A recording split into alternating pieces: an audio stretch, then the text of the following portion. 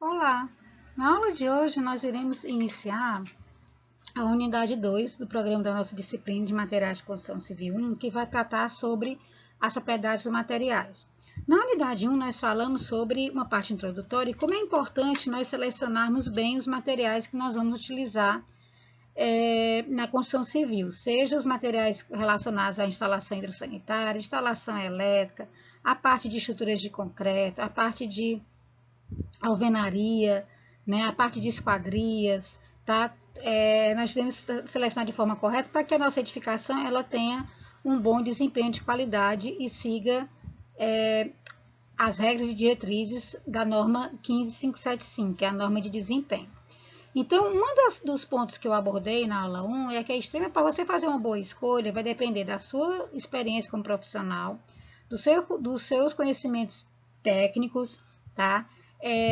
Do custo daquele material, da disponibilidade dele na cidade, mas principalmente das propriedades dos materiais para que ele consiga desempenhar suas funções. Então, aqui nessa aula de hoje, vamos dividir essa unidade em duas aulas.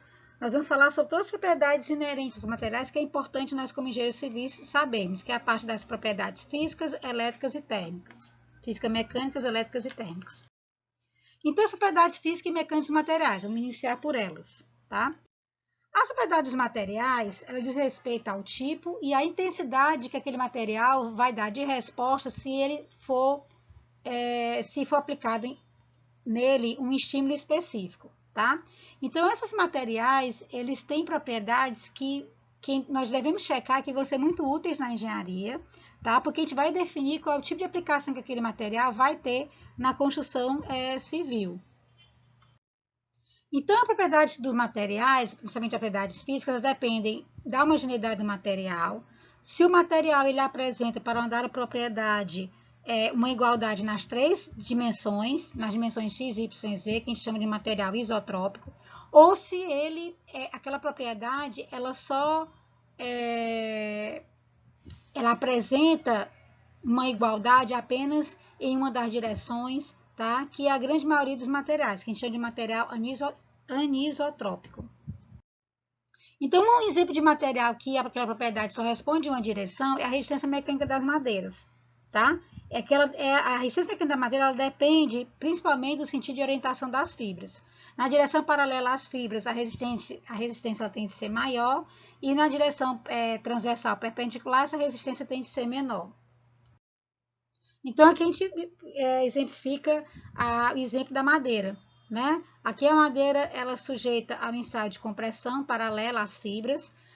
Você tem uma tendência de encurtar as células da madeira, uma compressão, tá certo? Perpendicular às fibras no eixo longitudinal e uma compressão inclinada. Então, os valores da resistência em cada peça dessa, a gente nota que a compressão normal, no sentido em direção às fibras, elas são 0,25 dos valores apresentados se você fizer uma compressão paralela. Compressão normal é aquela compressão perpendicular, a paralela vai dar uma resistência maior. Massa específica, outra propriedade física. Massa específica, nós vamos utilizar muito esse conceito de massa específica quando nós vamos trabalhar com agregados, miúdo e graúdo, e que essa massa específica ela vai ser considerada no dimensionamento de traço de argamassa e no dimensionamento de traço do concreto. Então, a massa específica, o que ela é? Ela é a massa dividida por volume. Ela pode ser expressa em quilos por metros cúbicos, gramas por centímetro cúbico ou quilo por decímetro cúbico. Massa específica versus densidade, né? Qual é a diferença entre as duas? Massa específica é o quociente entre a massa e volume de material, é uma propriedade de uma substância. E a densidade, embora seja massa sobre volume, a massa específica é a propriedade do objeto, tá? A densidade é uma propriedade do objeto. Então, aqui tem alguns materiais com suas massas específicas em gramas por centímetros cúbicos, né? Os metais, polímeros, cerâmicas, tá? Aí os metais, aqui está representado por lítio, potássio, ouro, tungstênio, alguns polímeros, que é o estireno, que é muito utilizado, é a cerâmica, tá? Aí tem um exemplo, isso aqui foi tirado do livro do Callister, tá? Ou o livro do Isaia também, né? Que na parte do que é o livro de Bracon também tem essa mesma tabela. O quadro, né? Que elas estão fechadas nas laterais, não seria um quadro. A porosidade, a porosidade ela é importante porque ela vai indicar o grau de absorção de água do material. Quanto mais poroso mais for o material, menos resistente ele será. Então, a porosidade será o quê? O volume total menos o volume sem vazios, dividido pelo volume total vezes 100. Quanto maior for essa porosidade, mais ele vai absorver água, menos resistente vai ser. E que é muito importante essa porosidade quando nós formos considerar argamassas e concreto, porque a durabilidade e a resistência de uma argamassa de concreto, ela cai, tá, com a quantidade de água absorvida. Tá? Então, ele influencia as propriedades como resistência mecânica, permeabilidade, condutibilidade térmica. A absorção, né, que é a propriedade do material absorver e reter a água. A absorção do material é calculada pela massa daquele material encharcado de água, que a gente chama de massa saturada, menos a massa daquele material seco em estufa, dividido pela massa seca vezes 100. Vamos agora falar sobre as propriedades elétricas. As propriedades elétricas, a primeira que nós temos que observar é a resistividade elétrica, ou seja, é a resistência daquele material de passar a corrente elétrica. A resistividade é a resistência do material através da corrente elétrica, dividido, multiplicado pela área da seção transversal, tá? Dividido pela distância entre dois pontos da medida a voltagem. Então, aqui a gente tem a resistividade elétrica de alguns materiais, também do livro do Carlos do Isaiah, do Ibracon. Para as principais, a gente nota que a resistividade elétrica ela é menor nos metais, tá certo? E essa dificuldade de passar energia elétrica ela é maior nos polímeros, né? Eles são isolantes, polímeros, enquanto que os metais são condutores de energia elétrica.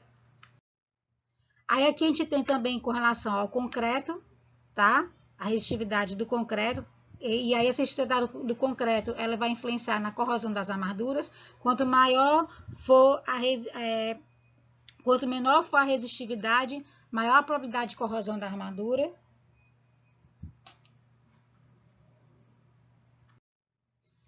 E uma vez que o material pode tornar difícil a passar de energia elétrica, ele também pode tornar essa passagem, essa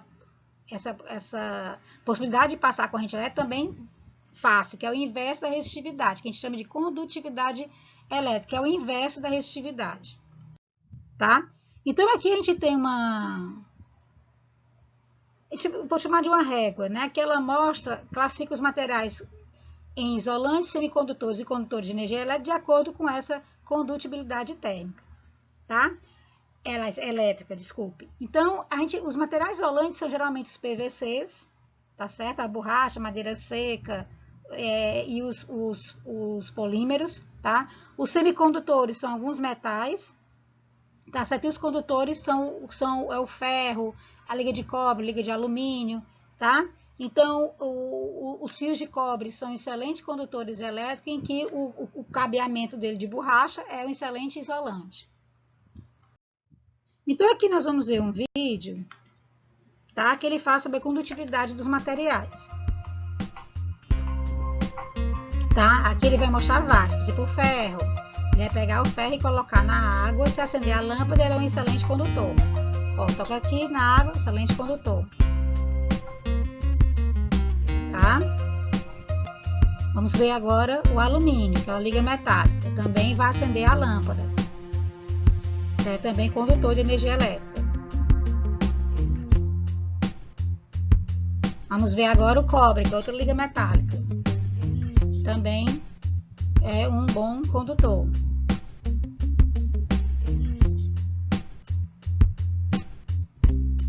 Vamos ver agora zinco, também uma liga metálica.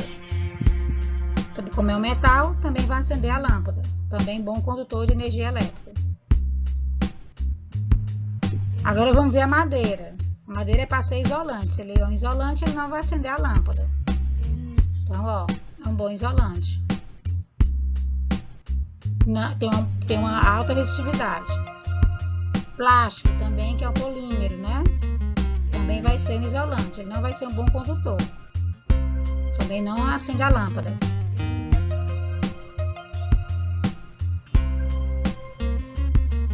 Água potável.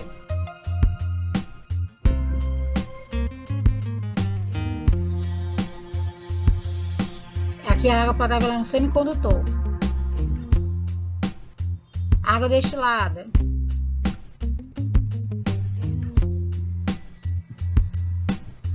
Também não vai ser condutor de energia elétrica. Etanol, que é o álcool.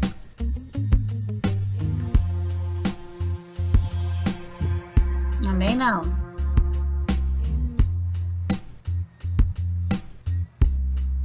Cloreto de sódio, famoso nosso sal de cozinha. Também não é um condutor de energia elétrica.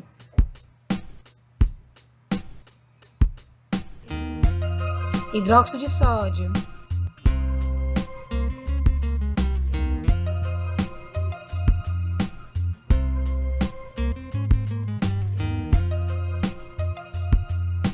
Carbonato de cálcio. Também não é um condutor.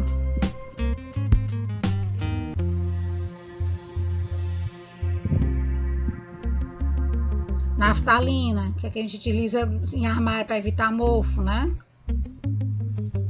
Também não é o condutor.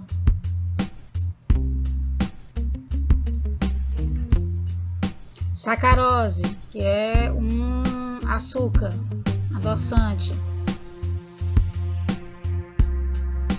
Também não é condutor. Hidróxido de sódio fundido, também.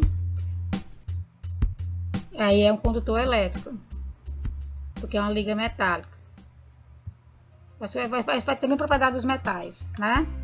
Agora vamos ver se a gente misturar a água com o açúcar, se ele é um condutor ou se ele não conduz energia elétrica.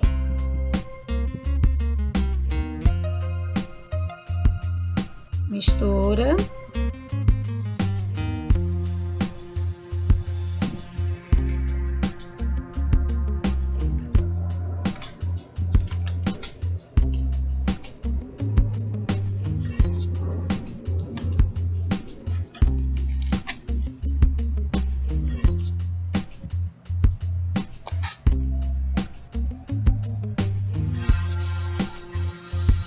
Também não é o condutor.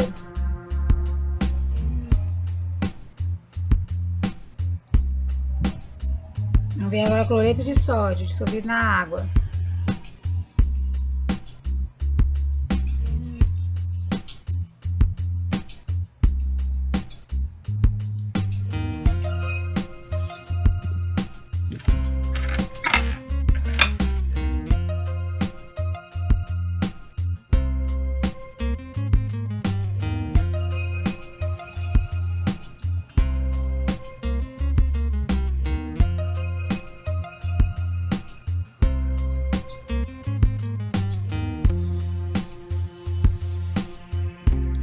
Esse já é um bom condutor.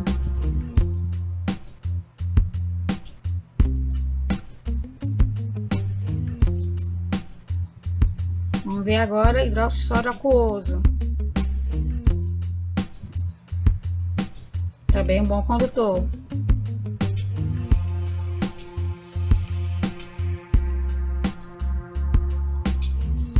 Vamos ver solução aquosa agora com álcool, com etanol.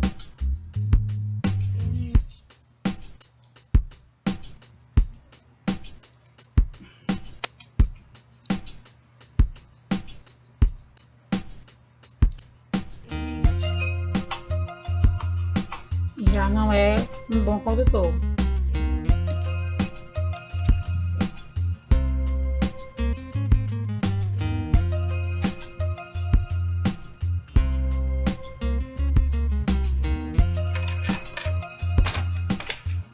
Pronto, é assim a gente termina o nosso vídeo, tá? Então, agora vamos falar sobre as propriedades térmicas, tá certo? As propriedades térmicas é aquela propriedade que vai acontecer a transferência de calor entre dois materiais. Essa transferência de calor ela pode ser de três formas. A convecção, que é quando você coloca assim, tem um fogo, né, uma fogueira, você coloca a mão em cima da fogueira, você sente aquele calor, tá? A condução, que é quando você pega uma peça metálica, por exemplo, uma panela que está no fogo, e que ela tenha a haste dela metálica, quando você pegar, você vai conduzir calor para a sua mão, né? Você pode se queimar. Ou então através da irradiação, que também é um pouco parecida com a convecção. Então, a capacidade térmica de um material, tá certo? vai ser a possibilidade daquele material em absorver calor, a propensão daquele material a absorver calor da sua vizinhança externa, tá certo? Então, essa capacidade térmica, ela vai ser a energia exigida dividida pela variação de temperatura, e ela vai dar sempre em calorias por graus Celsius, tá? A condutividade térmica é o que ela vai ser o que? A capacidade de um dado material de transferir calor, tá? Então, a condutividade térmica, ela vai ser a condutividade térmica vezes a área da seção transversal dividida pela gradiente de temperatura através do corpo, tá? Então, aqui a gente tem alguns materiais e vamos colocar com relação... E essa propriedade térmica é muito importante para ambientes, tá? Do que, por exemplo, você tem um quarto da tua edificação que ela é exposta à incidência do sol direta, então isso vai tornar aquele cômodo mais quente e a gente tem que tentar tornar com que ele fique mais agradável, diminuir a temperatura interna dele. Então, aí vamos considerar fazendo parede interna ou então parede externa. Aí a gente tem, por exemplo, parede interna de concreto com espessura de 10 centímetros sem reboco. Então, ela vai ter uma condutividade térmica de 2,70. Uma parede já rebocada, duas faces de concreto, aí já é baixa condutividade térmica, vai estar um pouquinho melhor. Quando você tem utilizar um bloco de tijolo com espessor de 12 centímetros rebocado nas duas faces, aí baixa, o conforto térmico ainda é melhor, é 1,90. E quando o bloco vazado tem espessor de 25 centímetros, que ele é mais grosso, então a condutividade térmica baixa para 1,33, melhor ainda, tá? Para a parede externa, se você tiver tijolo cerâmico com espessor de 25 sem reboco, condutividade de 1,75. Tijolo cerâmico aí mais fino, de 12, rebocado nas duas faces, 2,50. Então, essa condutividade térmica de pé de tijolo, se você utilizar um tijolo novo, comparar com um tijolo de 14, 16, o ambiente que tem com o tijolo que foi feito com tijolo 14, 16 vai estar mais confortável termicamente do que um com tijolo mais fino, tá? E paredes de concreto rebocada ou sem reboco, ela tem uma condutividade térmica maior, ela vai estar, aquele ambiente vai ser mais quente. Então, vamos falar agora sobre a expansão térmica. A expansão térmica é aquela propriedade que é relacionada àquele objeto, diante de uma variação de temperatura, a temperatura aumenta, ele vai se expandir, e quando a temperatura diminui, ele se contrai. Isso é extremamente importante quando a gente trabalha com material cerâmico, tá certo? Porque o material cerâmico, por isso a gente tem que fazer o rejunte, porque a cerâmica, diante do calor do dia, ela vai expandir, e à noite, quando a temperatura baixa, ela vai contrair. E aí, se não tiver o rejunte, o que vai acontecer com essa placa cerâmica do teu piso? Ela vai fissurar, tá certo? Então, é muito importante saber essa expansão térmica. Então, o coeficiente de expansão térmica, ela vai ser o quê? Vai ser a variação do comprimento, que é o comprimento final menos o comprimento inicial, sobre o comprimento inicial multiplicado pela variação de temperatura. Expansão de temperatura, a temperatura final menos a temperatura inicial. O coeficiente de expansão térmica volumétrica ele vai ser o quê? O volume final menos o volume inicial, que é a variação de volume, sobre o volume inicial vezes a variação de temperatura, que é a temperatura final menos a temperatura inicial. Então, aqui a gente tem, um engenheiro irá construir um piso de concreto que ficará exposto ao ambiente, a máxima variação térmica no local, que é 30 graus, e a placa tem comprimento de 10 metros. Sabendo que o coeficiente é menos 10, qual é a variação do comprimento da placa? Então, você vai ser o quê? Vai ser o comprimento 1 sobre 10 a 5, vai ser o quê? Igual ao comprimento... vai ser a variação do comprimento, tá certo? Que você quer descobrir, dividido pelo comprimento inicial, que é 10, vezes a variação de temperatura, que é 30, tá certo? Então, quanto é que vai ser o teu, esse teu variação de volume, tá certo? Então, você vai ser 10 vezes 30, tá certo? Que dá 300, e vai dividir por 10 à quinta, né? 10 à quinta, ele é 10.000. Ó. Então, você vai ter uma variação de comprimento de 0,03 metros, tá certo? Que se você multiplicar por 100, você vai ter uma variação de 3 centímetros, tá certo? Então, esse é um exercício de propriedade térmica. Vamos agora falar sobre as propriedades mecânicas. Uma das principais propriedades mecânicas importantes com relação a materiais é com relação à resistência mecânica, se esse material for sujeito a forças externas, tá? Que a gente chama de resistência à compressão, tá? Então, a tensão é o quê? A força aplicada dividir pela área da seção transversal, tá? E aí, a unidade de força do Sistema Internacional de Unidades é o Newton. Porém, no Brasil, é utilizado o quilograma-força. Então, 1 quilograma-força é igual a 9,80 newtons, tá? E na medida diária, ele é normalmente utilizado milímetro quadrado, tá certo? Que é newton por milímetro quadrado, que é o nosso famoso MPa. Então, 1 MPa é 1 newton por milímetro quadrado, que é 0,102 kg/força por milímetro quadrado, que é 10,2 kg/força por centímetro quadrado. Essa é a definição de MPa. E a gente utiliza muito esse MPa para determinar o que? A resistência à compressão. Ou então a resistência que é estrutura de concreto de pré-ré. Por exemplo, uma edificação vai ter um FCK de 30 MPa, 40 MPa, tá? É esse exemplo. Então, aqui a gente tem outras propriedades mecânicas, que seria a tração, de você pegar o material e tracionar. Isso é muito importante, que a gente vai ver um ensaio laboratório, que é a tração da barra de aço. Isso é a compressão, que é a tendência de esmagar o componente. A flexão, que é você fletir o componente, tá certo? O cisalhamento, né, que ele deslizar. E a torção, que é muito importante você saber essa propriedade da torção, porque quando a gente for trabalhar com maçanetas de porta, tá? Que é a força de torção. Elasticidade, tá?